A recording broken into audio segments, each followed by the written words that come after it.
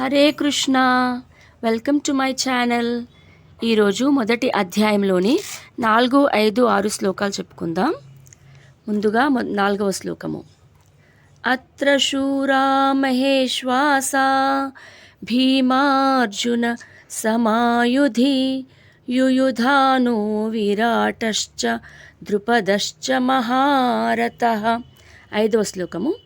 धृष्टकेतुच्छेकितान्नः काशीराजश्च वीर्यवान् पुरुजित् कुन्तिभोजश्च शैब्यश्च नरपुङ्गवः. 6వ శ్లోకము. युधामन्युश्च विक्रान्त उत्तमौजाश्च वीर्यवान् सौभद्रो द्रौपदेयाश्च सर्व एव మహారథాః. ఈ 3 శ్లోకాల అర్థం ఒకే దగ్గర ఉంది. ఇప్పుడు చెప్తాను. ఈ సేనలో ధనుర్ధారులైన గొప్ప యోధులు కలరు.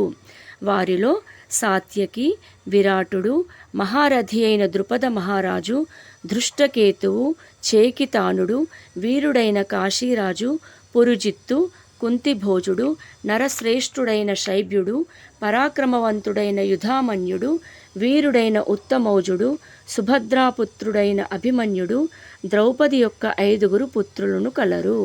వీరందరూ మహారథులు, శౌర్యమున భీమార్జున సమానులు. హరే కృష్ణ. ఈ వీడియో నచ్చినట్లయితే లైక్ చేయండి, షేర్ చేయండి. మరిన్ని వీడియోస్ కోసం సబ్స్క్రైబ్ చేసుకోండి. ధన్యవాదములు.